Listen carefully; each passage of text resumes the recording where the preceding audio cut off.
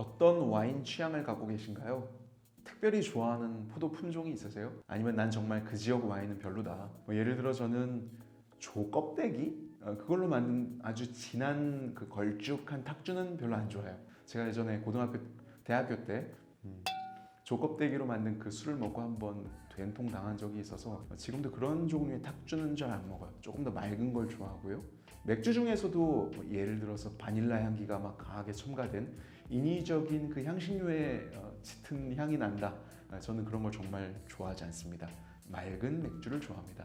그런데 와인이라는 건 사실 한 병당 그 제품당의 가격이 어떤 건 2만 원짜리도 있지만 20만 원짜리도 있고 워낙에 그 가격의 폭이 넓다 보니까 품질 자체가 다를 수밖에 없잖아요. 그래서 내가 어떤 종류의 와인을 한번 맛보고 별로였다. 이걸 가지고 그 종류의 와인에 대해서 싸잡아서 뭐라고 평가하기는 되게 어려운 부분이 있죠. 그럼에도 불구하고 많은 분들이 이런 얘기를 해요. 나는 그 와인은 정말 싫어해. 예를 들어 나는 산미가 강한 건 싫어해.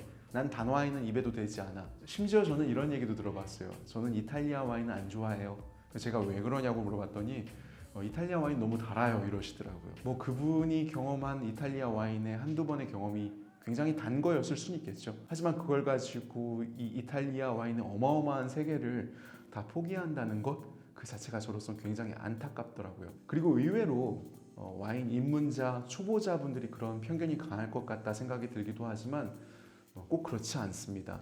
와인을 그래도 오랫동안 경험한 분들이 오히려 더 나는 어떤 품종의 와인은 별로 안 좋아해요 이런 식의 편견 그런 말들을 저는 많이 들어보았어요. 그런데 과연 그 와인이 정말 여러분과 맞지 않는 걸까요? 전 여러분들의 입맛을 존중합니다. 여러분들의 취향도 존중하고요. 어떤 하나의 품종이 어떤 지역에서 발견이 되고 이 토착 품종을 계속해서 개량하고 또 키워오면서 그 지역 음식과 매칭을 하거나 또 아름다운 와인 문화를 만들었다는 것 그 자체가 짧은 문화가 아니잖아요. 10년, 20년, 100년 또는 한 1000년 정도 이어온 그 지역의 고유의 문화라면 하나의 개성으로서 우리가 인정할 부분이 있는 거고 분명히 멋진 매력이 있을 거예요. 우리 모두가 피부색도 다르고 눈 색깔도 다르고 성격도 다르고 난 이걸 못하지만 이런 부분은 또 잘하는 부분이 있는 것처럼 각각의 장단점 또는 그 역량도 다르죠. 그렇다고 해서 그 사람들의 개성을 우리가 무시할 수는 없잖아요. 모두가 다 존재의 이유들이 있는 것이고 그 개성이 주는 아름다움들이 있는 거죠.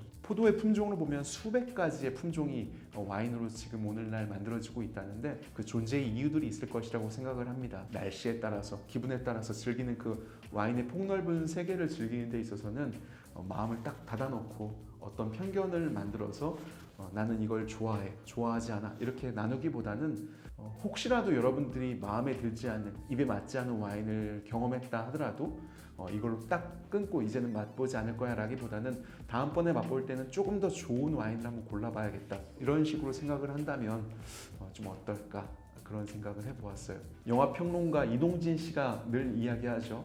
명작은 취향을 타지 않는다. 와인을 사랑한다는 것 그 자체가 와인의 다양성을 인정하는 것 그것으로부터 시작한다고 저는 생각합니다.